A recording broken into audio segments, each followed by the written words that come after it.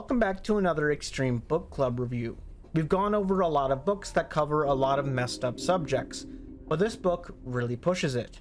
It goes over some of the most serious themes we've ever covered, so I'm going to be as respectful as possible, as I know a lot of people struggle with some of the stuff covered in this book, and I'm going to go in depth on these themes as best as I can. This is almost a return to form in splatterpunk, as we've gone over some relatively tame books recently in the genre, but this one has some really dark stuff. The book itself is very good though, and has a good message. It is also heavily sexual and disturbing in that way. So I hope you all enjoy this video, as it is a really great book, and you should read it yourself if you haven't. If you don't know how we do things on this channel, let's talk about that. We start out with an intro, which we are doing now, and then we get into the summary of the work with some video gameplay in the background, but all the important things will be shown on screen when applicable, which is the main part of the video, and usually takes the longest. Then we get into the analysis, where we discuss themes, messages, and the takeaway from the book. I know I say that every review, but I have to make sure I put it in so any new viewers can understand how it goes on this channel. So without taking this intro on any longer, let's get into Eric Larocca's At Dark I Become Loathsome. The book starts out with the title itself. At dark, I become loathsome. That's the first line. And as you'll notice, the main character, a man named Ashley, repeats this over and over and over in the book, almost like a mantra. He explains himself. He says that he wishes he wasn't like this, but it's undeniable that he does have a personality shift when night falls. He doesn't feel he changes into a different person entirely or anything like the movie Split, but it is undeniable that there is a shift in his personality. But he believes it's only natural, as when someone's environment is drastically changed like that, they will change too. This is why he meets his clients only at night. That way, they don't get to know the real him, only this dark version. He then repeats himself. At dark, I become loathsome. You see, Ashley is a strange-looking man, and his clients see that. He has probably hundreds of piercings in his face. A strange horn piercing protrudes from his forehead. His ears bent backwards to look like elf ears with gauges in them, and his nose has huge piercings in it. His lips are littered with jewelry as well. He says that, at dark, he becomes guilty of crimes he hasn't committed. Of course, his appearance doesn't help this case, because he looks so different. Of course people would look at him differently, he thinks, though he feels like humanity only exists in people when it's convenient to them. He looks at his client who is right in front of him right now, a woman. She has fully hired him for his, quote, ritual. He asks if she's ready. He motions to the coffin that is lying in the ground in a freshly dug hole around it. The woman gets in the coffin, and Ashley asks if she wants an oxygen mask for this ritual. He looks down at this woman as she looks frightened in the coffin, which makes sense, obviously. Without thinking about too much what he's doing, he starts digging. He wonders if she'll scream. Some of his clients do, but he continues to dig and cover the coffin with dirt. He takes out his phone and sets a timer for 30 minutes and heads back to his van. He takes out a cigarette, lights it, and looks in front of his headlights to the mound of dirt in front of his van. At dark, I become loathsome, he thinks. He looks out to the trees in his headlights. He wonders if anything out there in that tree line can see him. Do they know he's different? Loathsome at night? He thinks to how the woman he just buried alive thought of him. Did she know he was loathsome? He wonders if she's freaking out down there right now, thinking he won't come back for her. Ashley thinks that his own thoughts are disgusting, and he's aware of this. But do other people see that? Do other people know his thoughts? He thinks they probably do because of how he looks. He looks like a monster. But just because he looks like that doesn't actually make him one, right? Or does it? The 30-minute timer is up and he finishes his cigarette, which that is one long-ass cigarette if it took 30 minutes. And he takes a shovel out, goes back to the mound, and digs the coffin back up. He opens the coffin up, and the woman looks at him with wide eyes. Can you walk? He asks her. She doesn't respond. She just smiles and whimpers. This is strange to Ashley. She gets up and leans on him, smiles at him, and seems to revere him. a feeling that is almost foreign to someone like him. She seems to be enamored by him for what he has done in this ritual. "Happy birthday," he says to her. She grabs his hands and squeezes them as if in thankfulness. In this moment, she does not think he is a monster or loathsome. Ashley thinks that he should tell her, but he doesn't. "At dark, I become loathsome," he says to himself. He tells her, "Be careful. After being buried so long, people tend to feel a little sick or dizzy." She gets up carefully and looks at Ashley endearingly, and he looks back at her endearingly. He wishes he could get to know her a little more, but this is all part of the ritual. He cannot. They sit on the outskirts of a little town in Connecticut, and he thinks back to how he met this woman, the same way he meets all of his clients, on an online forum, maybe a blog or Reddit or something like that. She asked him, "Can you really change my outlook on life on the internet?" Just like all of his other clients ask him at first. And now here she sits, and he asks her how she feels now. She tells him she feels like a bug being crushed between two windshield wipers. He laughs. At least she still has a sense of humor after that. Ashley asks again, "How do you feel?" She asks why he keeps asking, but Ashley says it's part of the ritual. He has to write down the results for it. She rolls her eyes. Ashley then strangely wonders if she wants to sleep with him, which is a strange thing to jump to. He says, though, he has never felt too attracted to the opposite sex. He does a little bit, but he says both men and women have always been a mystery to him. He asks her yet again, "What did you feel in there?" She just asks for her purse. Ashley, annoyed, gives her her purse back, and she pulls out a bottle of pills and opens them up and dumps them into the grave, seemingly cured from her addiction from this ritual. She says that she thought about her mother finding her in the bathroom overdosing, and then darkness, death, oblivion. That is what she thought of in that coffin. Then a weird quirk of this book is shown. Every so often we get a document that is about the ritual that Ashley performed, as it's the crux of the book. It seems to be a technical document about the procedure itself. For the sake of brevity, however, I will always summarize what the documents say really quickly every time they come up. The first document is shown right now, and it is called Aftercare. Ashley outlines how, just like after rough sex, a certain level of intimacy is needed to help those who just underwent the fake death ritual, or the reincarnation ritual as he sometimes calls it. It is important to not actually have sex with anyone after the ritual is over, as that would tarnish the sanctity of this ritual. No matter how close or loved or life-changing the experience had felt to the recipient, they have to go their separate ways after it's over. This aftercare consists of 3 things to make the ritual complete after the physical burying. Those 3 things are begging, borrowing, and then stealing. Begging means the caregiver or performer of the ritual must show that they are to be trusted. Begging to be trusted even, no matter the cost.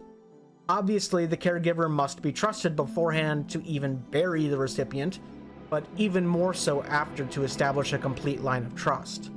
Borrowing is the second thing, and it refers to before the ritual, the caregiver takes something of sentimental value of the client, and then gives it back after the ritual is over, to further establish trust and care to show that it's all over. Finally, stealing. Not literally in this case, but in a way, the client will always steal a little bit of the caregiver after the ritual, keeping a personal piece for themselves to show that they have been reborn. That is the end of the first document, and then the book goes right back into the story. The woman then grabs Ashley's hands, and this is sort of normal. This happens, and Ashley feels like it's her making sure she's still alive. So Ashley says, "You did it. You completed the ritual and survived." But this time, the woman kisses Ashley on the cheek and just says, "Thank you." He was about to offer her a joint and to listen to music in his van after, but she quickly gets up, changes out of the standard white robe that Ashley provides for the ritual, gets back in her car, and leaves. Ashley thinks that she was a little different from a normal client, but he just goes on with his night. He lugs the huge coffin back into his van and sees all his painting supplies in the back there. He thinks back to his life as a painter and thinks to himself that he'll never be like he used to be. He looks at this beautiful night sky and thinks back to a time where he might have pulled out an easel and painted the night around him. But that life was gone now. He gets all his stuff and drives off into the night.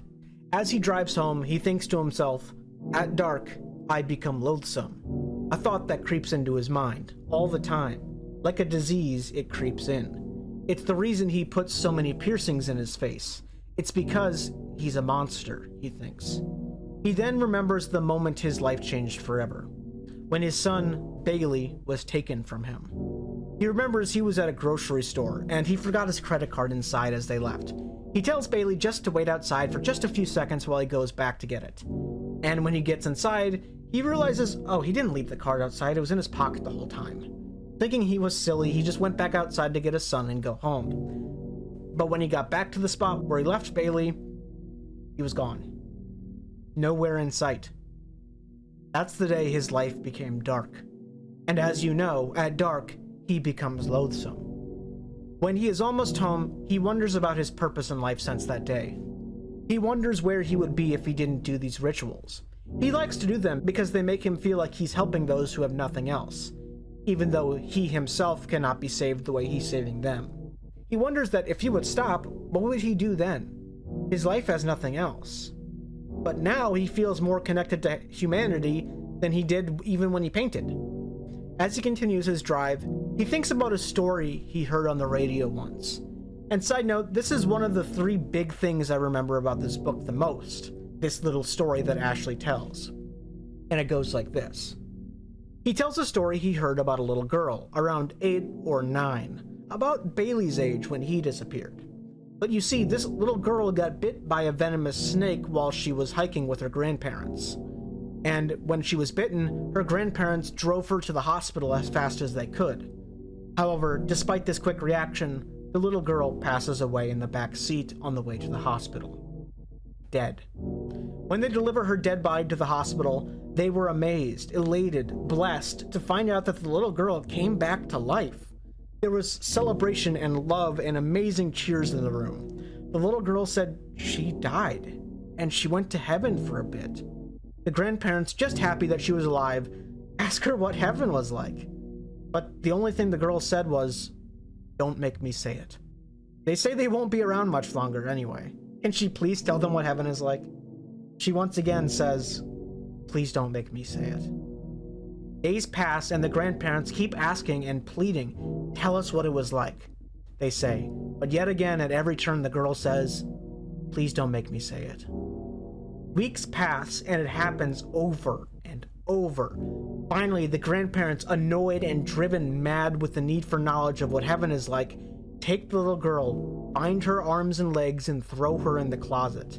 They say she can come out when she tells them what heaven is like. But yet again, she says, "Please don't make me say it." Every day after them, they come back once after locking her in that room and offer her a plate of beautifully made food and say she can eat and drink and come out if she tells them. However, like always, the little girl says, "Please don't make me say it."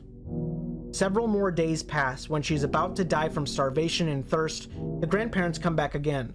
And finally, the girl, inches from death, says what she saw.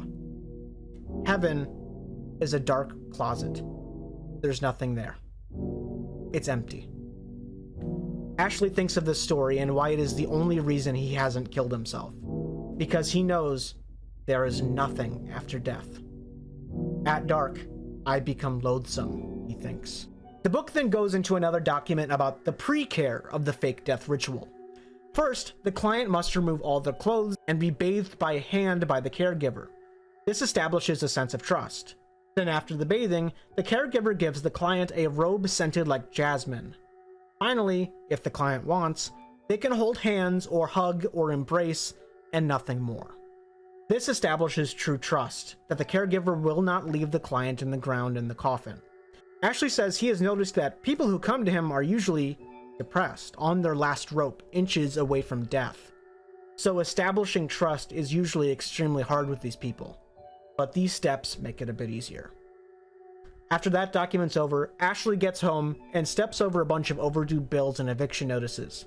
He looks over his house and sees a bunch of unfinished paintings. He wonders why he just doesn't burn them in the backyard. He gets on his computer and logs onto a forum he usually gets messages on about his ritual.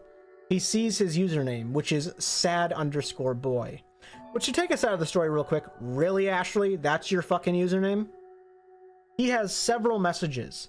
He ignores them for now, but he gets a phone call just then out of nowhere. It says unknown number on it. Despite this, he opens it. A masculine voice rings out. "Are you sad boy?" Ashley says, "Yes, who is this?" The man says he needs help. He really fucking needs help. Bad. Ashley asks if he's okay and if he's in a safe place right now. The man just chuckles on the other side of the line. And Ashley says, "Can you stay on the line with me at least? And where do you want to meet for the ritual?" He says any question that comes to his head to get the man not to hang up. But then the line goes dead. Ashley looks at it and says, "Shit." He looks down and notices the gruffness of the man's voice was arousing to him. He knows it shouldn't be, he thinks, because he always hated the sound of his own voice. You and me both, Ashley. He says that the voice on the other line was bewitching, beguiling, enchanting, like Griffith from Berserk. But he thinks back to his voice and how his father hated his voice too.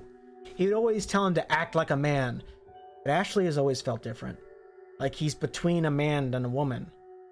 But he realizes he is both attracted to this young man's gruff voice and jealous of it. He thinks that his father would be proud to have a son with a voice like that. After this phone call, another quirk of this book shows up. Ashley here sees ghosts. Although I don't believe he actually does. I believe he is seeing either past memories of the dead, or perhaps his mind is literally playing tricks on him to get him to realize something, like Pyramid Head in Silent Hill 2. Ashley looks up at the doorway and he sees her, Pima, his dead wife. The way she died, just standing there, her head completely bald, taken from Ashley too soon, a few years before even his son disappeared. He sees her and asks her, why is she not in bed? She tells him she knows he cannot cook. He has to eat dinner now somehow. She doesn't want him starving himself. She remembers how one time she found him in the garage with the exhaust on trying to kill himself. This memory hurts Ashley. She knew exactly how to hurt him. She says he seems tense. What happened tonight? Ashley says to the ghost that he's been tense because he hasn't had any action in a while. A joke. Not since she died. She jokingly says, well, you have a right hand, right? Or better yet, go down to the bar and ogle some of those young men at the bar. Another blow to Ashley's mind. He whimpers to himself that that part of him's gone. The ghost gets closer, right next to his face and his ear, and whispers, that part of him isn't gone. It's not a part of him. It's him. All him. As she says this, she fades into nothingness. Ashley says he knows his attraction to men isn't right. A man can't love another man like a man loves a woman. That's the way his father brought him up, at least. The thoughts he has about other men are disgusting to him. Ashley, needing air, goes outside. Out there, he sees another ghost. Bailey. His, at the time, 8-year-old son. Dad, he says, clad in Pima's wedding dress. Don't be mad, I tore Mom's dress, he says. Ashley pleads, he could never be mad at Bailey. How did he rip it? He asks. The young ghost says a bunch of bullies found him in the dress and did that to him. Ashley asks if they hurt him. Bailey says no, but they called him names. The same name Ashley called him once. Ashley rushes outside to talk to the ghost and comfort him, but he just disappears. He looks back inside at his wife, who is now back and looking through him through the screen door. The kind whisper that she said earlier was gone. She says plainly and firmly, he heard what you called him. Both ghosts then disappear, leaving Ashley alone. The next chapter starts with a newspaper article. A story about how on March 6th, 2020, Bailey Luton disappeared while out on the town with his father. There are several comments taken from residents of their little Connecticut town. It also mentions how Ashley Luton lost his wife to breast cancer only a few months earlier than the kidnapping. Anyone with any information about Bailey Luton should contact the police, as Ashley is working closely with the police to solve this case. Ashley wakes up at 11 a.m. the next morning to the ringing doorbell. He gets up and looks through the peephole to see Detective Margaret Cloade, the police officer assigned to Bailey's case. She comes in and says she wondered if he was even home this morning, as his car isn't in the driveway. He says he put his car in the garage last night. He asks if she wants coffee or something like that. She says no, she can't stay for long. She just has some news. From her demeanor, Ashley braces himself. It doesn't look like she's in a good mood. What is it? He asks warily. She pulls out a photograph and shows it to him. It's a photo of an orange beanie with the town name on the front. She asks if he recognizes this. He swallows. Yes. Bailey had a hat just like that. She says they discovered it in a clump of dirt on the far side of town. She said it looked like it was thrown into a wood chipper or something almost. It's all torn. Her face sours even more. Is there something else? Ashley asks. She says they found blood near the hat. Enough to seem like survival would be impossible for anyone who lost that much, let alone a child. It's not necessarily Bailey's, but it was enough for the police to switch their search priorities. They say they're looking for a body now. She looks at Ashley, trying to gauge any emotion from his face, but Ashley is elsewhere in his own mind. He was thinking about Bailey, about his face and how he can hardly even remember it. There are inconsistencies in his memory. He can't remember little things about it, like his lips or his ears. It's almost like it's a black hole where his face should be. Cloade says she's very sorry. They'll continue to look and do their best. Ashley thinks to himself, it won't be enough. He imagines Bailey's blood beneath him like a river, and how it once belonged to the young child. Later in the afternoon, Ashley checks out the internet where he would normally. Forums, websites, stuff like that. He thinks to a blog he once found by a man named Tandy. Tandy held a terrible secret, although looking at his face in the header of his blog, you would never know. You see, Tandy's blog was about how he discovered that he had a deplorable and loathsome fetish. His husband, only about 4 years old, was diagnosed with colon cancer. He then realized he was attracted to that. The cancer. The sight of his husband visibly deteriorating from this disease was his kink. Ashley was fascinated and disgusted by this blog. He thinks how someone so normal looking could hide such a disgusting secret. He thinks to himself at least he shows the world he is loathsome by his outward appearance, the piercings and all that. Though unfortunately for Ashley's curiosity, Tandy hasn't updated his blog in a while. He wonders what happened. Someone commented and asked about Tandy's husband's condition, and that was the last comment in the blog, and that was months ago. Ashley laments on how he hardly goes outside anymore. And when he does, he feels like the dark is making him loathsome, even in the day now. He wonders if people stare at him with all of his piercings and how monstrous he looks. He thinks back to an interview he once saw of a tribe of people in Africa. These people in this tribe would pierce themselves when they lost a family member or loved one. The camera turns to a young boy, no older than 10, who already had his entire face covered in piercings. The interviewer asked if all those piercings hurt to get. The boy simply replied, "Not as much as losing the ones I love." Ashley then thinks about how he fears that Bailey is dead, but it's almost like he can't comprehend it. A young boy so full of life, dead? Who could do that to such a young boy? He thinks about his blood and how they found it. He thinks to his nighttime visions and how he sees Bailey now. He'd always seen Pima after she died, as he buried her obviously. It was only natural to be haunted by her, but now Bailey too? Maybe he is dead. We then get a long amount of pages of a chat log between Ashley as sad_boy and a man who called him a little bit ago, whose name in the forum is Master Jinx 76. This is a long segment, and although I want to read the whole chat log like thing, in fear of getting copyrighted again, I will not read the whole thing, and I'll just paraphrase the story that is told here. Jinx and Ashley talk back and forth about how they can perform an exorcism or change the human body until it is more on the outside than on the inside, as Jinx says, whatever that means. Ashley says yeah, that's one way to say what happens. Jinx says that he needs a change in his life. He's a monster. Ashley says he is too. He can relate.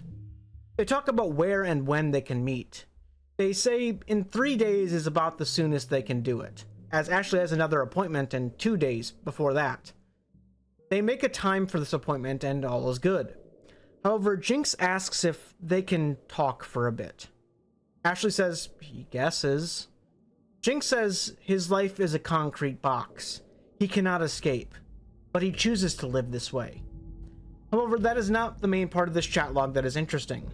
Jinx says he wants to tell Ashley a story real quick before he goes. And I believe this story is the part of the book is most memorable because of how deplorable it is. When Jinx starts the story, Ashley does not interrupt him for over 20 pages. He tells the story of a man named Kian and a man named Emile Dubois.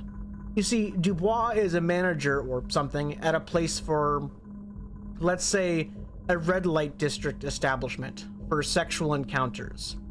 Dubois is horrendously overweight, but that's not a bad thing necessarily. What's bad about him is he wears too tight clothes, wears too much jewelry, and drowns himself in cologne.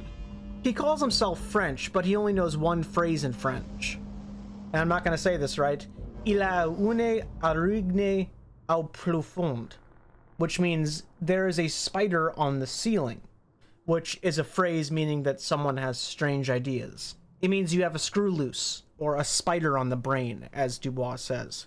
Kian used to be a meth addict, and he lost a lot of teeth because of it.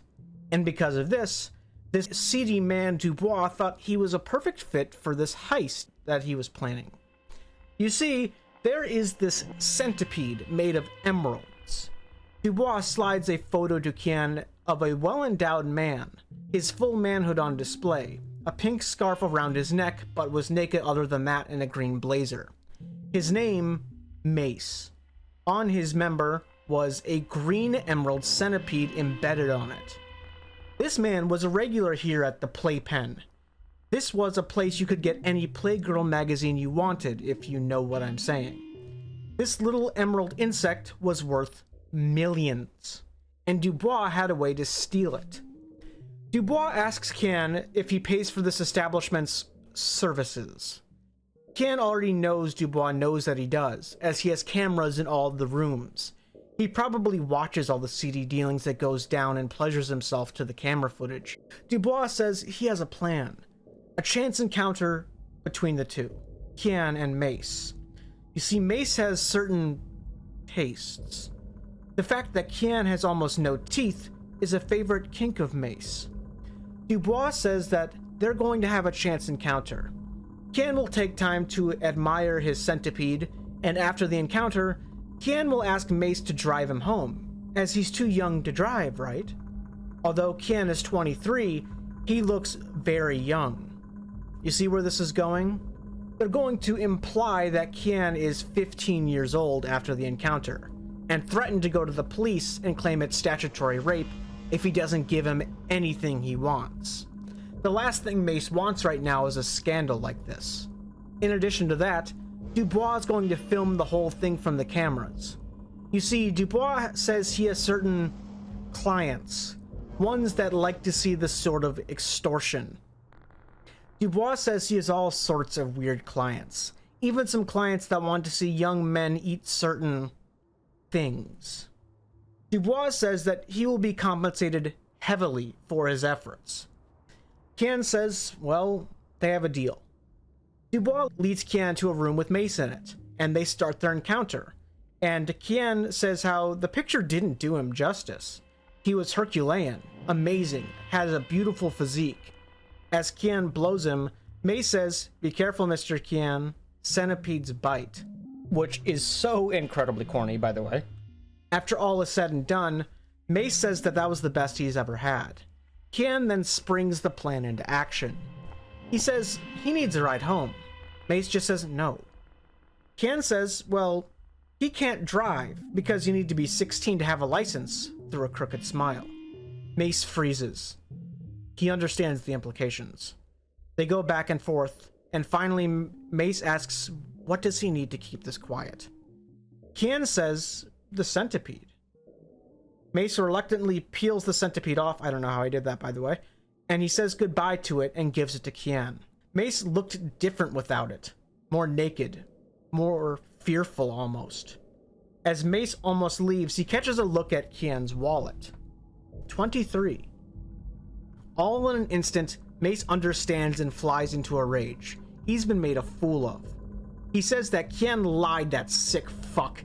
He rushes him and pushes him down and starts beating him, nearly to death. He starts to choke Kian, and as Kian looks around as he's literally dying from being suffocated, he notices a conveniently placed screwdriver on the floor. He grabs it and shoves it into Mace's ear. Not enough to kill him, but enough to rupture his eardrum and get him off him. Mace stammers backwards and says he's gonna fucking kill him. He charges Kian again, but with bloody rage, Kian sticks the screwdriver into his groin and twists. Mace doesn't let up yet though, but Kian pushes harder and twists harder, scrambling his testicles like eggs, and finally from either the pain or blood loss, Mace lets up, staggers and falls down, dead. Kian looks into the camera and vomits. He yells for Dubois to let him out. He has the centipede. Dubois says he can keep it, but he's not leaving that room. Because she has so many fans now, he doesn't want to disappoint him, right? Dubois locks him in this room for days, weeks.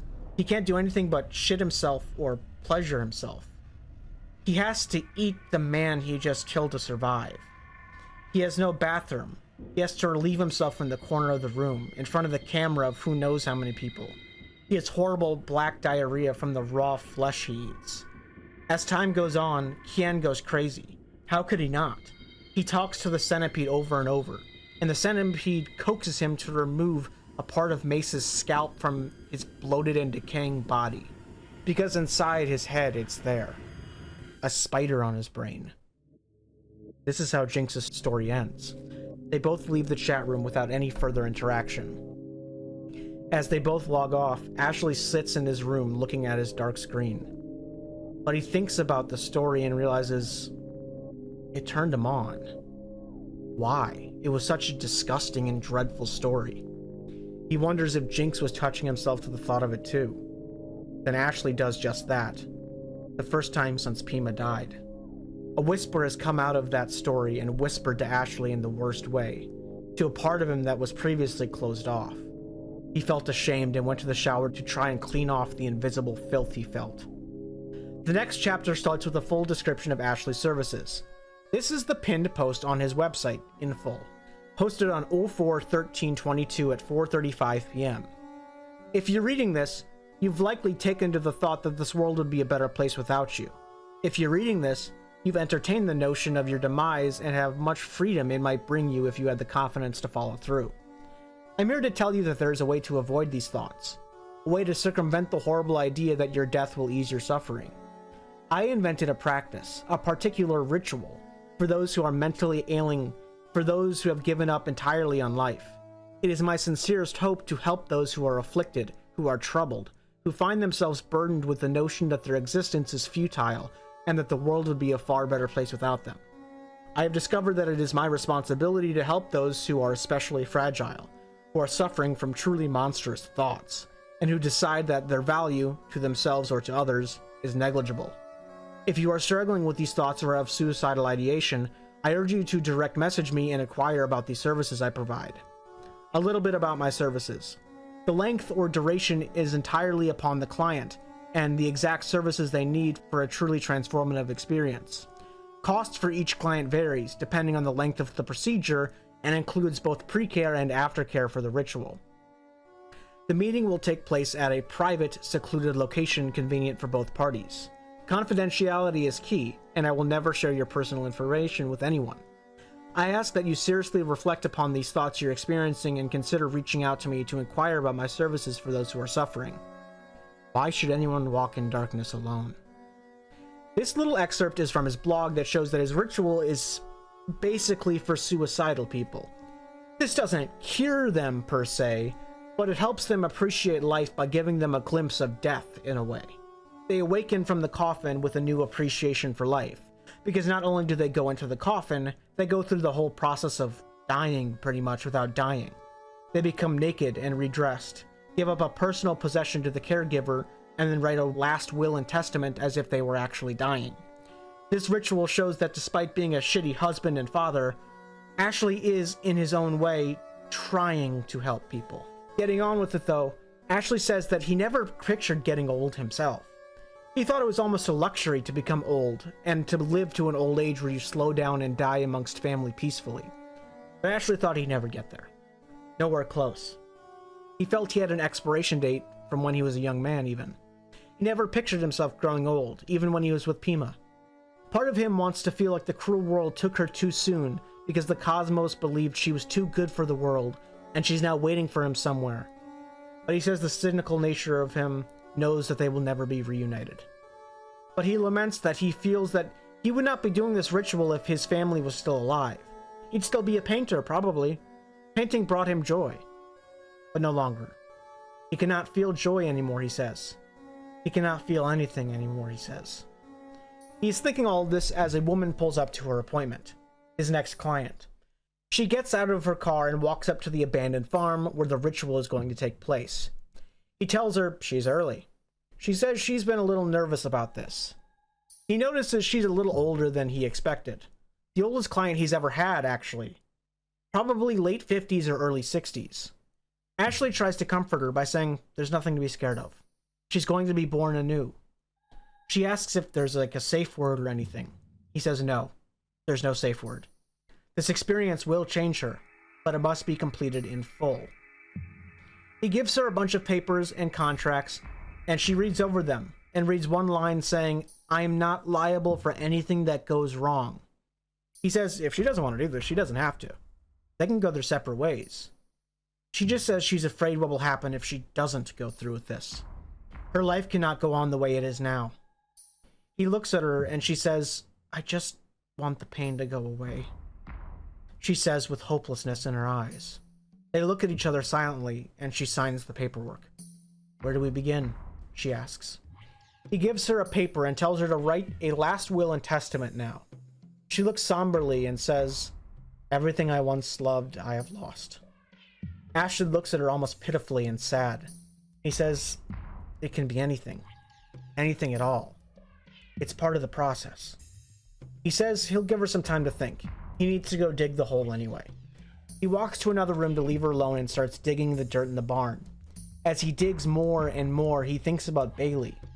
Did the person that killed him do this exact same thing? Dig in the dirt, in the maggots, in the ground to put his precious boy down there? He gets worked up and digs faster and faster as if he was digging up his own child. As he does this, he wonders if he shouldn't cancel the ritual tonight, as he has a revelation. His heart is no longer in it, doing these rituals, as there is no reason to live on. He says we are the human equivalent of bacteria in a petri dish. This world means nothing to anyone. It only exists to viciously consume the weakest and most pure of us. He already knew he would never see Pima again, and he had come to terms with that fact. It was hard, but he eventually did. But now that the police have told him pretty much to give up hope, because there was no chance of finding his son, he doesn't see the point. Bailey was dead. He knew it. This whole time, he selfishly held on to hope that maybe Bailey was alive. And even these past few hours since the police had told him that news, he's been on autopilot. Just now, as he's digging, he comes to terms with it. This ritual is useless. It's all useless. He finishes the hole and goes back to the woman, with every expectation to tell her to just go home. But when he gets there, he's sort of surprised that she actually wrote something down, just like he asked. She gives it to him, ready for the ritual.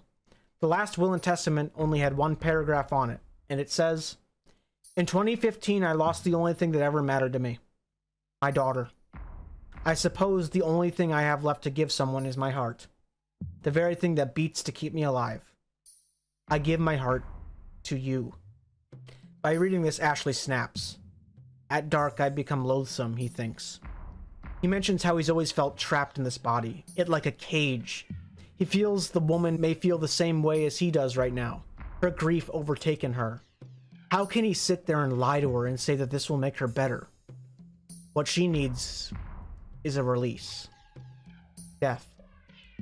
For the first time, Ashley thinks this person will not survive this ritual. So side tangent here, this is the turning point of the book. It's horrifying. As with most killers, you may see their backstory and think, oh, that's so sad. But this book does it differently. You watch Ashley as he turns into one. All the culminations of everything horrible and unfair that has happened to him breaks him. And as we see it unfold in first person here, more scarily though, is in the next page or two, he completely rationalizes killing this woman, convincing himself that this is what she really needs. He's not hurting her, he's genuinely helping her by doing this in his head. He says he once believed that he liked helping people rediscover life was wonderful and magical and worth living, but he no longer does. Not after today. At dark, I become loathsome, he thinks. He now realizes to himself that life is not worth living. This woman wants to believe otherwise, but he will end her suffering. Because it's not worth living, he thinks. Ashley tells her to derobe. He has to clean her. It's in the contract she signed. She hesitantly does so.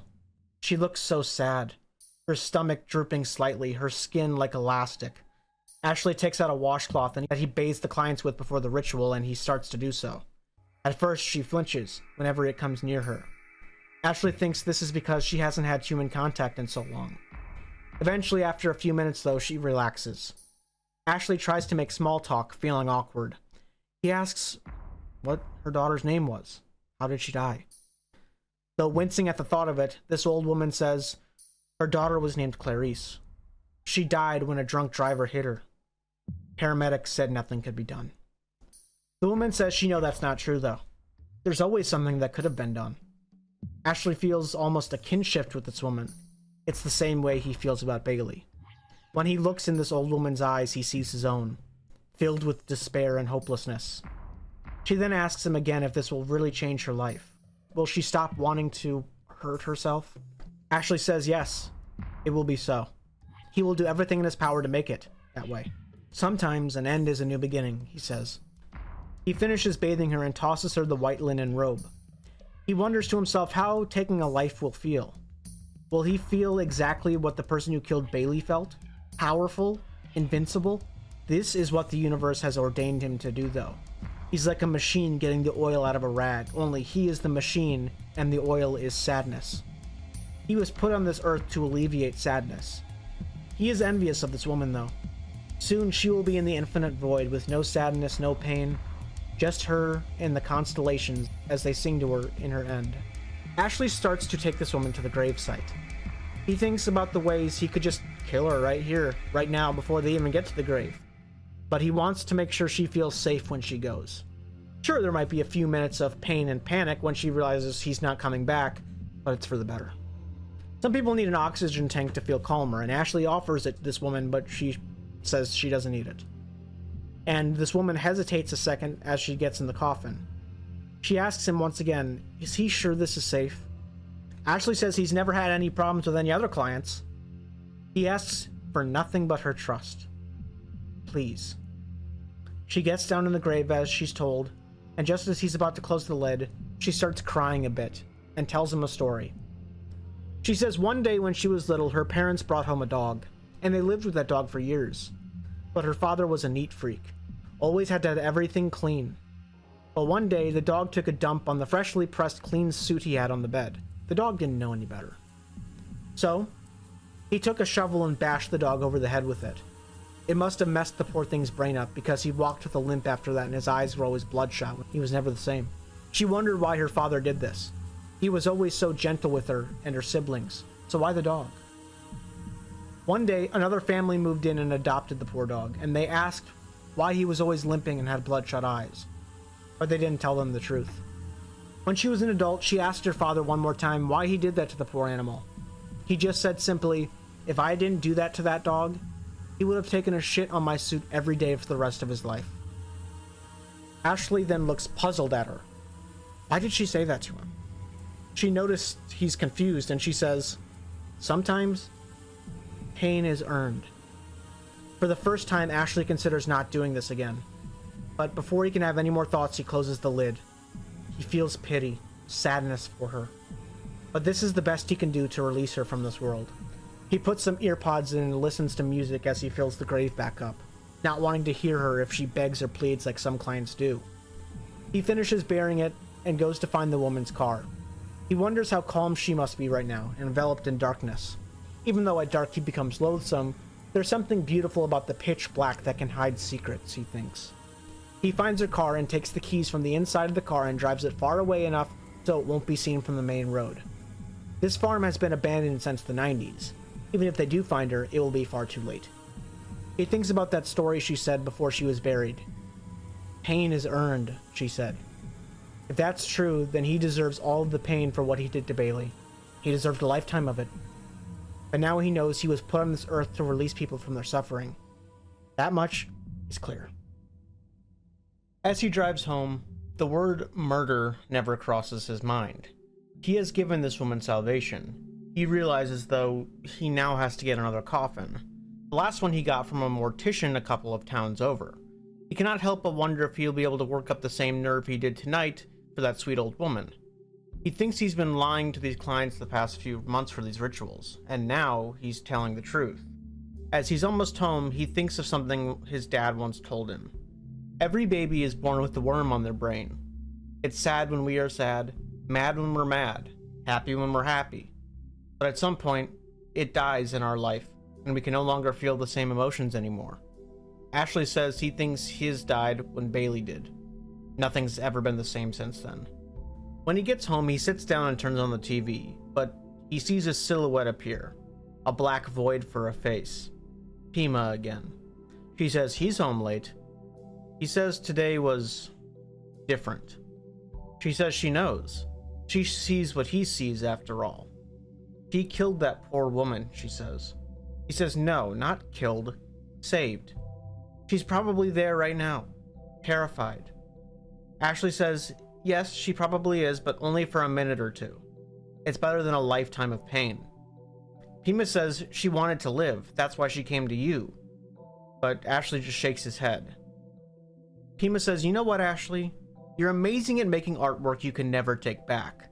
Like that woman he just buried, he cannot take that back anymore. His face and the piercings cannot take that back either. He says maybe he doesn't want to take any of it back. She then asks what about the word he called his son. This gets Ashley's attention. He says he never should have called him that. He wishes he didn't. But Bailey didn't hear him. He hopes. Pima asks if he's sure that Bailey didn't hear him. Is that what he's really gonna believe? He says the police think Bailey's dead. Pima says yes, but does Ashley believe that too? Ashley says he doesn't know. But what he does know is he just needs to keep helping people. Pima says he's not helping people, he's murdering them. Ashley just walks outside to be alone. He stares at the sky and thinks about that story his father told him about the worm. But then he thinks about it. Worms usually lay eggs. That night, Ashley thinks about Jinx and that story he said, and his voice, and how he's probably so rough and manly. How his father would probably be proud to be his father if Jinx was his son. He thinks about his voice and how velvety smooth it is. He wants to call him again. If he's going to kill this man, it's not right to think like this about the man you're about to kill. He thinks about canceling the meeting, but quickly decides against it. He has to. He has to meet Jinx and kill him. Ashley gets up from bed for the next day and realizes that it's that day. That horrible day. Bailey's birthday. He gets up after much deliberation and takes a bite of an apple for breakfast, only to realize it's rotten. He has to go get another coffin today, though. The poor old woman was lying in the only one he had, and he had set her free from suffering, though. He grabs his keys and goes to his car, but he thinks about the woman and how she's free now. He thinks how, in this garage right here, he could just put the key in the ignition and be done with it all. It's all pointless anyway, he thinks. He sticks the key into his palm and cuts himself as he thinks how easy it would be to take that key and put it in the ignition and let the fumes take him. But as he's about to do that, a silhouette of Bailey appears. He asks him, "Are you giving up on me now?" Ashley says no, but the police think you're dead. Bailey asks him if he believes that. Ashley says he doesn't know. Bailey says that he always gave up on him anyway, and he's going to give up on finding him now, on today of all days, on his birthday. Ashley begins to tear up. He can't end his own life yet. He cannot give up on Bailey. You still have to find me, Bailey says as he fades away into nothingness. Ashley's resolve hardens, and he opens the garage door. He has to visit the mortician to get another coffin. Before he leaves, though, he leaves the car and dresses the wound in the center of his palm. He thinks about all the families on his block as he does. They used to come around and ask for Bailey to play with their kids and bring them meals when Pima was going through chemotherapy. Now, they stay away from him. They think he's damaged goods. People change when you lose a loved one, Ashley thinks. Not even Pima's parents talk to him anymore. The neighbors started regarding Ashley as no longer someone who needed tenderness, but rather loathing. Someone who was trying to cope with the grief by shoving metal in his face. Bailey even knew that before he disappeared. He got in the car and started driving to the little town of Salisbury, like the steak. He gets there to find the funeral home of Restorick and Sons. He walks in to see Norman Restorick, but Ashley has too much respect for the doctor to call him by his first name. He was the only one who didn't loathe him anymore. Restorick never treated him unfairly, but the old man looks rough now, though. Old. Ashley asks how he's been, and he says, well, mornings are hard, because of the arthritis, you know, but not too bad. But he didn't come all this way to talk about Restorick's health, right? Ashley sort of stammers, remember how you sold me that coffin a while back? Restorick says, of course, beautiful model, not made anywhere outside of Sicily. Ashley continues, yeah, well, he needs another one. Restorick looks at him puzzled. Another one? Did someone else pass away? Ashley says, no, nothing like that. Restorick says he didn't ask what the first one was for out of respect because he said it was really private, but two? That seems suspicious. Which, I mean, I feel like one coffin without a reason would be suspicious, but what do I know? Restorick says it's not that he thinks he's doing anything suspicious or doing anything bad, but he has to know, to satisfy his curiosity. Why another coffin? Ashley bites his lip. I can pay double, Ashley quickly says. Restorick says the money's unimportant. He's just curious. Ashley stammers. He thinks quick. He says, I hold funerals for my son. It helps me grieve. I bury coffins in his place. Ashley says the first time he did it with the first coffin, it helped for a few months, but the pain has come back. He doesn't know why, but he knows what works for him. Restorick sees the misery in Ashley's eyes, and he says, okay, he understands. Ashley thanks him and asks him how much it is. Restorick says no need for payment, anything to help the poor man grieve. Ashley is more than happy to take advantage from this old man, and he takes the coffin with no charge. Which, to break immersion for the story for a second, although he just lied to Restorick, he sort of, in a fucked up way, did not lie. He stated after Bailey was kidnapped, he started holding funerals in some way to help him grieve, by helping others. And it does help him grieve. Sure, he doesn't hold fake funerals for his son like he told Restorick, but in a way, in a sort of very small way, he was not lying here. To get back into it, Restorick helps Ashley to the car with a new coffin. He asks Ashley to remember one thing if he takes this for free. Restorick says, do not lose yourself to despair. Remember who you are. He says he's gone through grief before. Something he found helps him is repeating your first name over and over. Ashley just sort of disregards him and gets the coffin into his car. But as he drives home, he finds himself saying, Ashley. Ashley. Ashley. There is only one reason why Ashley doesn't kill himself, he thinks as he drives to the location of the ritual. He thinks of the story of Tandy and Victor. If you remember, Tandy is the name of the guy whose blog that Ashley waited on bated breath to read earlier. He recounts now the full story as it got finished. Tandy grew up very normal. When he was 19, he and his parents watched a program on TV about a serial killer who killed his parents. Tandy found himself fascinated. He fixated on this case for no reason. He thought about how easy it would be to do the same thing to his own parents, but like a normal person, he finds himself disgusted by his own intrusive thoughts. Why would he even think of something like that? What ghoulish, horrible thoughts he has. He begged his parents then to take him to the hospital for these thoughts, and they did. After they did, the doctors found there was nothing wrong with him. He just simply was fixated on the story. About 20 years later, he was married with a husband named Victor, and Victor collapses in the kitchen one day due to some pain. Tandy takes Victor to the hospital, and the doctors tell him to sit down as they deliver the bad news. Victor has colon cancer. Victor's head falls into his hands as he weeps about this, though Tandy was only half listening. He was getting an erection knowing all of this. He imagines Victor growing more and more sickly until he finally reaches his final form, right before death, and Tandy was aroused more than anything. As they drive home, Tandy thought he can't tell his husband about his new thing. He thought maybe if he swerved off the road right now and killed them both, it might be better for them both. He cannot think these thoughts. Not only is it inappropriate, it's extremely unnatural. Maybe it would be easier if they were both dead. Tandy thought about how when they first got married, he respected Victor so much, but after this diagnosis, all the respect he had went away. He only violently lusted for him. They got home and ate dinner, and Victor went to go draw a bath. And Tandy thought to himself more perverted thoughts, as he cannot wait to see his husband resemble more of a walking corpse than a man. But he quickly pushes these thoughts down. He didn't ask for this perversion. He walks up to see Victor in bed, pretending to read a book. He asks Victor what's wrong, but obviously he already knew. Victor simply says, "I'm scared." This was not what Tandy was expecting. He expected his husband to break down and cry and beg God for something. But he was calm. Matter of fact, just completely calmly says, "I'm scared," about the surgery to remove the tumor. Tandy thought about for a second, and his perversion takes over his mind. He thinks to himself this is his chance.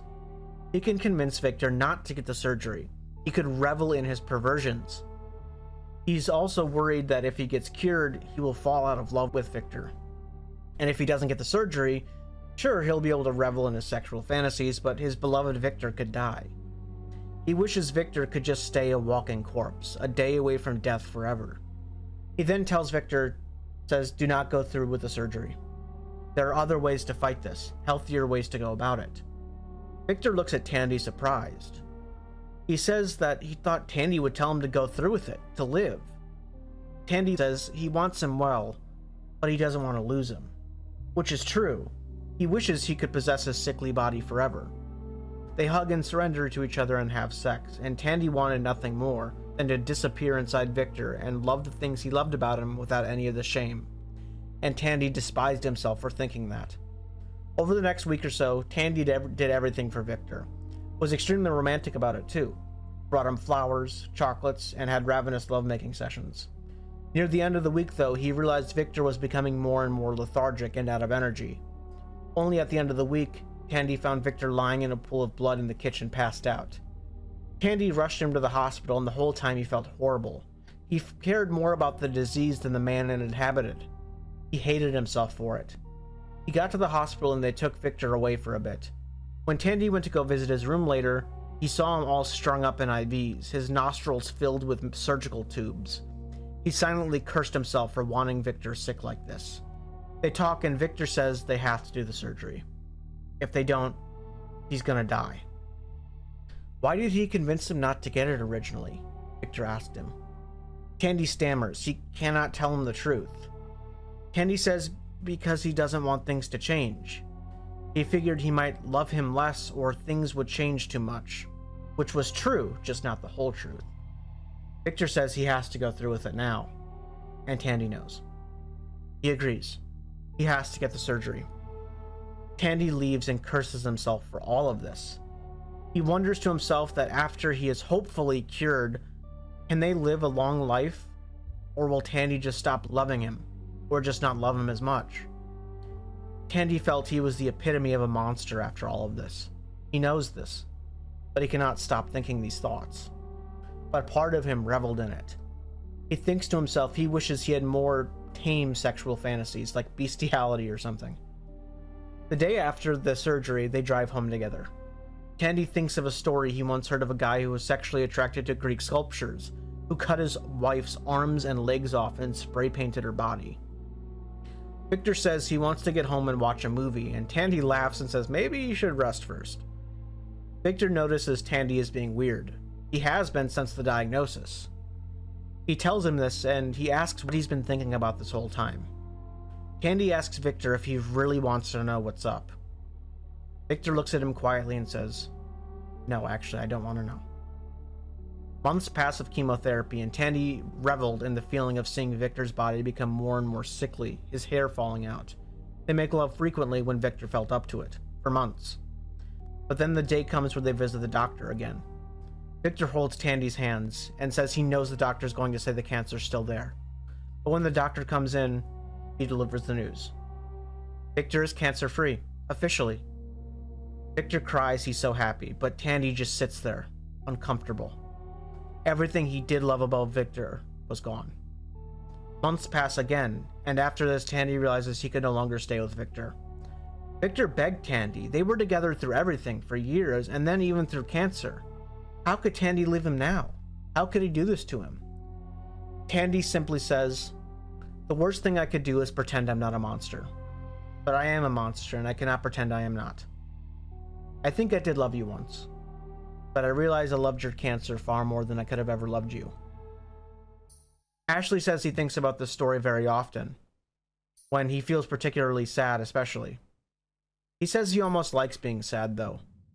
He doesn't like death because death was final, but sadness and melancholy can usher you to most places just by itself. Like Tandy, Ashley says he's content in being sad and being a monster. And then he condemns all of those who try to pluck the black cancer of sadness from within him. Because at dark, he becomes loathsome.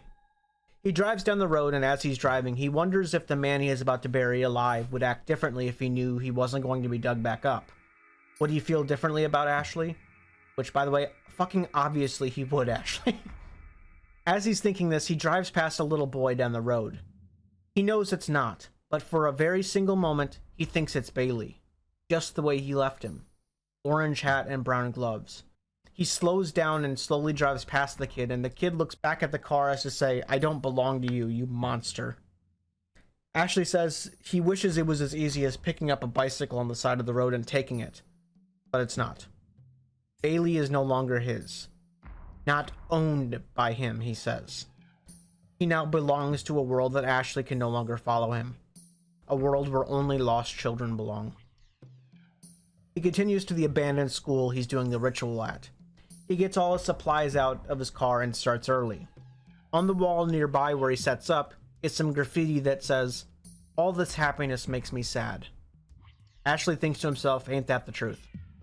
I am always sad because I'm a monster. He starts digging and puts the brand new coffin in the dirt. As he finishes, he looks up and sees a young boy in his peripherals. His son's ghost. Again. "What are you doing?" Bailey asks. Ashley says he's helping someone out again tonight. "Like you helped that woman last night?" Bailey retorts. "You didn't help her. You killed her." Ashley stammers. "No, he didn't. He means he did, but he doesn't expect Bailey to understand what he's doing. He does this to help people." Bailey says, "You don't help people. Not anymore. You scare them, like you scared me." The apparition runs away and Ashley gives chase, but he runs into a young man, about 30. This man says in a gruff voice, "Are you the one I'm supposed to meet?" Ashley says that depends. Is he here for a new chance at life? The man thinks about it. He says he's here because doing this is better than doing nothing.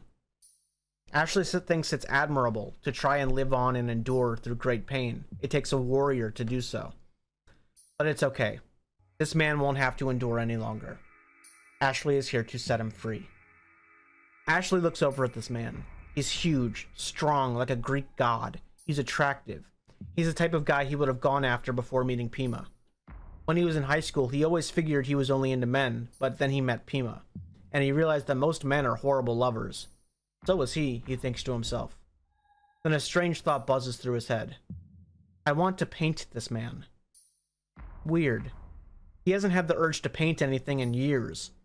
Moreover, he thinks he wants to fuck this man. Who wouldn't, he thinks. Even his late wife would be honored to have sex with this guy. But that's not right. Maybe he's just envious of him. If there was a mirror, it would be depressing comparing Ashley and this man, he thinks. He sticks out his hand. I'm Jinx, he says. No, this wasn't how this works, Ashley thinks to himself. Now we can imagine this guy as the son of somebody, somebody's brother, somebody's lover. Ashley says, "You're not supposed to tell me your name. Even kids know not to tell strangers their names." Jinx says, "If you're nice, sometimes kids do tell you their names." Ashley disregards this strange comment for now and says, "The ritual site's over here." Before they start though, Jinx says, "Wait, is this legit?" Ashley says, "He guesses it's a purification." Jinx says, "No, he doesn't mean that." He says, "Is this some elaborate way to get him to have sex with him?" Ashley's blood drains from her face. "No, is that what you think this is? Why go through all this trouble?" Ashley says. Jinx says there have been plenty more elaborate plans to get him in bed with someone. Jinx says, "This guy," Ashley seems far too eager, too happy to do this. Ashley thinks about canceling the ritual altogether right now. He thinks no one has ever accused him of something so heinous. He uses that word, by the way. Heinous. Jinx says, "Don't get him wrong. He wants nothing more than to be purified. He just wants to make sure Ashley is the right person for the job." So he pulls out a sack of green marbles. Ashley looks at them really confused, and Jinx says his grandfather gave him these. If Ashley's to be trusted, he'll swallow one right now. Ashley asks again, maybe he heard him wrong. Swallow one? Why? Jinx says because it would mean a lot to him. If Ashley's serious about purifying him or whatever, he'll do this. Ashley didn't think about it up until now, but no other client has not trusted him or questioned him so heavily. So he takes a marble and palms it. The marble seems to whisper to him, "Follow me." So he swallows the marble. Jinx looks satisfied. Ashley says, "Well, now he lost a marble. Good job." Jinx says he'll shit it out eventually. That happened to me, by the way, when I was 6. Jinx then hands him a little piece of paper with a weird drawing on it. Jinx says he calls this piece Incorrect Angel. Ashley looks at it. He guesses it looks like someone tried to draw some anatomically incorrect angel, he guesses. Jinx says he didn't draw this, someone else did, but he'll tell him about it later. Ashley puts the drawing in his bag and pulls out the paperwork. He gives it to Jinx and tells him just to read it over, or you can just sign it. He says he intends to read the whole thing. He isn't just gonna sign it. He intends to make this experience last. Ashley finds it weird that this guy is so gung-ho about this, but Jinx points out a passage in which the document says Ashley is not liable for any harm that comes to Jinx. He says there's no way he's signing this garbage. Ashley then goads him on. He says, "Well, if it's a matter of fear, then I guess you do have something to lose. You're not at the end of your rope, and you don't need this treatment." Jinx rises to this challenge though and signs it. Then Ashley pulls out some paper and a pencil. He tells Jinx he's going to write his last will and testament now. It can be to anybody. Somebody he's wronged, or something he just wants to give away. Jinx ponders for a second. Says no one really deserves his forgiveness. But then a moment after he says, "Actually, I once had a dog." Jinx says he loved that dog with all of his heart. But you see, his family was poor growing up. Some days they didn't even eat. And his dad loved that dog as well. And some days his dad wouldn't eat just to be able to feed the dog. That's how bad it was. But times got even worse. The dog was starving, ribs pressed against skin. It was so hungry, until eventually it lunged at his dad and bit his hand. Jinx looks to Ashley as if he wants to say something about the story, but Ashley doesn't. Jinx says his dad took a shovel to the poor dog's head with a wet thwap. It staggered and limped away, and then pissed itself scared and tried to escape. But his dad followed and continued to bash it until it limped away behind a rock and died. But before the dog died, it looked at his dad, looked sad and wondering what it did wrong. Died in the middle of that question, Jinx says. Jinx says if he had to write to someone on his deathbed, he'd write to that dog. Ask the dog what the question he died with was. Maybe he could give him an answer. They stand in silence for a few moments. Jinx asks if there's anyone Ashley would write to. Ashley thinks about it and says, "Yes, the man I almost cheated on my wife with." Ashley says when his wife was in chemotherapy, near the very end, he had to go to the bathroom while she was in the middle of treatment. He went in and thought about touching himself in there, just to feel something, anything at all. As he was almost finished, a man walks in and Ashley quickly pulls up his pants, but the man probably saw. He smiled at Ashley, looked at his crotch, and motioned for Ashley to follow him into the stall. But Ashley hightailed out of the bathroom. He never told Pima that. Jinx says she probably knew. She had to know she married a bisexual man. Ashley said, oh, she did. From the day they met to the day she died. She died? Jinx says somberly. Ashley says yes. He did many horrible things to Pima in her lifetime, but he really did love her. A lot. But he would never cheat on her. Even his son knew that he loved her so much. You have a son? Shit. Ashley thought to himself. He was just talking for some reason, revealing personal details. Why? Was it because he unconsciously longed for this man? Had a son, Ashley says. But he quickly corrects himself. He doesn't know Bailey's dead, and he shouldn't just give up on him. I have a son. Yes, I have a son. Ashley pulls out a Polaroid of Bailey, shows it to Jinx. He says the police aren't hopeful. He was kidnapped. In the photo, Bailey had long hair pulled back in a ribbon, wearing his mother's wedding dress. Like to play dress up, huh? Jinx says. Always. His mother encouraged his imagination. I just didn't want him to get hurt. He was gay? Asked Jinx. The words hit Ashley. I always suspected it, but the world is unkind to those who are different. And I knew. The next line is pretty heavy. I'm not going to say it out loud, but for the sake of the book, know that Ashley, for the first time out loud, says what he called Bailey that time. He called him, well, the F slur. Ashley continues. I just didn't want him to be like me. A self-loathing bisexual man. Jinx says that children lose their innocence once they learn adults can hurt them. Ashley then gives a speech that is important, so I will read it in full. I never wanted to hurt him. I didn't want him to be like me. I spent so many years hating myself, loathing who I was, until I met Pima.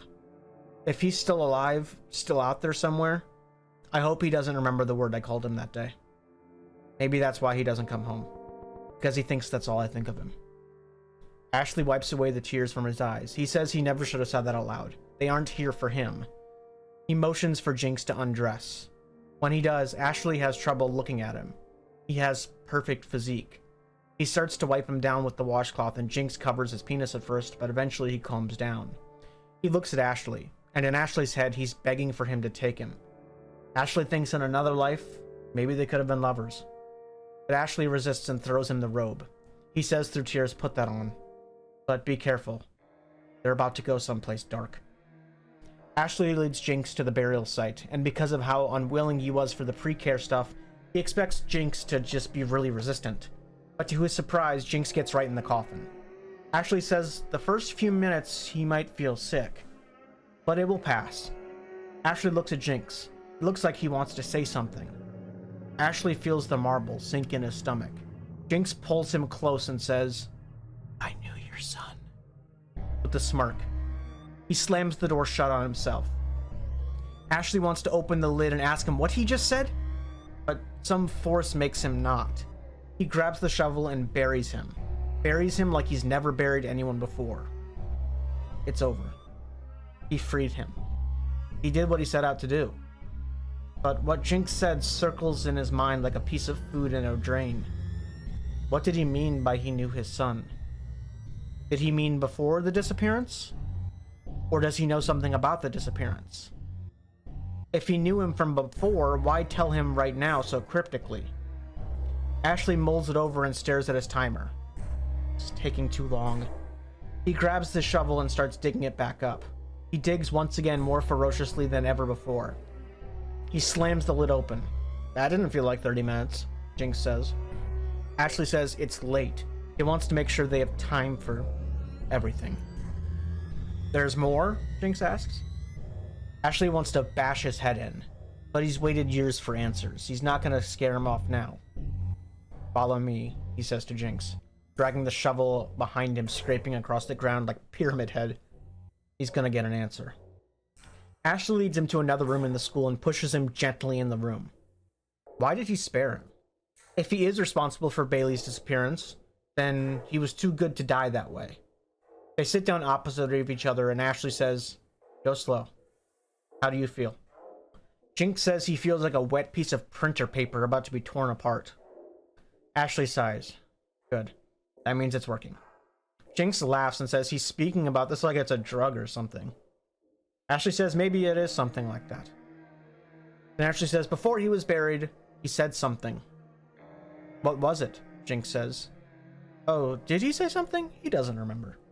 Ashley says he knows that he said that. Ashley pulls out a little hammer from his rucksack. Thank God he packed it just in case this guy struggled. Jinx smiles and looks at the hammer. You gonna use that on me? Jinx says, almost surprised Ashley hasn't hit him yet. Ashley says he's gonna pick out the clumps of hair from this hammer if he thinks he understands what Jinx is saying. What do you know about Bailey? He says in an extremely angered whisper. Jinx says, oh, he knows all about Bailey. Ashley hates the way Bailey's name lingers in Jinx's mouth. He says it as if he's almost aroused by it. Ashley's face burns red with anger. Jinx says, did you know that he asked me why God didn't let him be a girl? It was impressive for an 8-year-old to think that way about gender, Jinx says. Ashley says he never told him that. Jinx looks at him and then says something dreadful. Bailey came to me a boy, but he left this world something more. Trauma can do that to a person. Ashley lunges at Jinx and holds the hammer above his head. He asks if Bailey is dead. Do not fuck with him. Jinx says yes, he's dead. He burned the body, and then burned his ashes even more, and then buried them. Ashley slams the hammer into the side of Jinx's head and he wobbles and falls to the floor. He says through slurred speech, where's the drawing I gave you? It was the last thing Bailey drew for me. Ashley grabs it out of his rucksack and looks at it. Now that Jinx mentions it, it does look like something that Bailey used to draw. Jinx says he thinks it's important they spend Bailey's birthday together, right? Ashley wants to kill him. Kill him right now. Jinx says he thinks about Bailey often.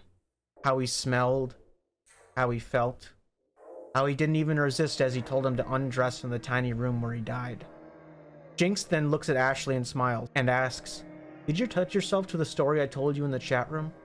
Ashley wants to tell him off, kill him right here, right now. But Ashley just says, yes. Jinx then whispers, let me tell you what I did to Bailey. Are you sure you want to hear it? It's okay if you like it. Ashley falls to the ground and vomits. He grabs the hammer and puts it above Jinx's head again. He's gonna do it. He's gonna fucking kill him. Just as he starts to swing the hammer down, a flicker of movement in his peripheral vision. He looks over and sees Bailey. Ashley traces Bailey's vision to the bloody hammer in his hand. Ashley says, you shouldn't be here. Bailey doesn't move. Do I scare you? Ashley asks. Bailey just nods. Ashley thinks he must look like a monster with all the jewelry covered in blood and about to beat a man to death. He says Bailey needs to leave. He pulls out the drawing of the angel and gives it to the child. He says keep it. It'll keep Bailey safe. Bailey disappears into the night for the last time. Ashley returns his attention to Jinx, his red-hot fury gone. Ashley asks why he came here. Why come to him? Just so he'll kill him? Jinx says he has been completely filled with despair. His life has no meaning anymore. Ever since Bailey, and ever since the doctors say he doesn't have long to live anyway. He's terminally ill. Ever since the diagnosis, he has lost everything. He feels nothing. Jinx smiles and asks if he's gonna kill him now. Ashley gets up. He says no, he's gonna do much worse. He's gonna hope. He's gonna hope every single fiber of his being he lives in despair for the rest of his life, empty and hating himself. And he hopes his disease keeps him alive for more years to come, just so he has to suffer with the pain. He wants his body and mind to deteriorate around him. And he won't kill himself because he's too chicken shit to do anything about it. Ashley starts to walk away. You're just gonna leave me? Jinx yells to him. Ashley leaves and says, happy birthday. Ashley drives as fast as he can to the outskirts of the town where he buried that woman last night. He grabs the shovel and starts digging as fast as he can, hoping, praying that she is still alive. He realizes now how misguided he was. He is a monster, but he wasn't before. He has become one only last night. He digs as fast as he can, grabs the lid and hopes as soon as he opens it the old woman will spring out and hug him like a child afraid of the dark. But when he slides open the coffin, the old woman doesn't move. Does not stir. She's dreaming. Too enamored with the dream to ever wake up again. Ashley hugs her, hugs the corpse tight. He is a monster. Now he truly is. Two silhouettes appear in his peripherals. He wonders if it's Bailey and Pima. He hugs the old woman's corpse and hugs her some more, not letting her go. He hugs her until the clouds break and the morning sun appears over the horizon when he thinks, "At dark, I become loathsome." That's it. That is Eric Larocca's At Dark I Become Loathsome. There is so much to go over here, but before we do, I want to say that I do truly like this book. It is probably the darkest book we have ever covered that has dared to go somewhere without it just being for shock's sake. There is meaning to every single part of the vileness that this book tells, I feel. There are a few things I want to talk about before we get into the messages, though. I don't have a lot of experience in these sexually related topics, so I will do my best to be as respectful as possible because I don't have a lot of experience in it. So take it with a grain of salt when we get to that part. In addition, there's a lot of stories that are told in this book that seemingly have nothing to do with the narratives. What do they mean? We'll talk about those too. Finally, what was with the ritual? What was that all about? We're going to talk about that too. Then after those things, we'll finally talk about the themes, messages, or takeaway of this book. So let's get into those. First of all, the first client Ashley talks to is a woman at the very beginning of the book, who was a drug addict who wanted something more. The second woman lost her daughter and told the story about the dog whom her father beat, saying sometimes pain is earned. Finally, the last person underwent the ritual was Jinx himself, a man who was truly evil in every sense of the word. He told a story again about a dog who, for some reason, once again, his father beat. It's weird that those two are very similar. I don't think they're the same dog, though. Every single person tells a deeply personal story to Ashley as he listens to it, and each story has something to do with grief. The entire book is a lot about grief.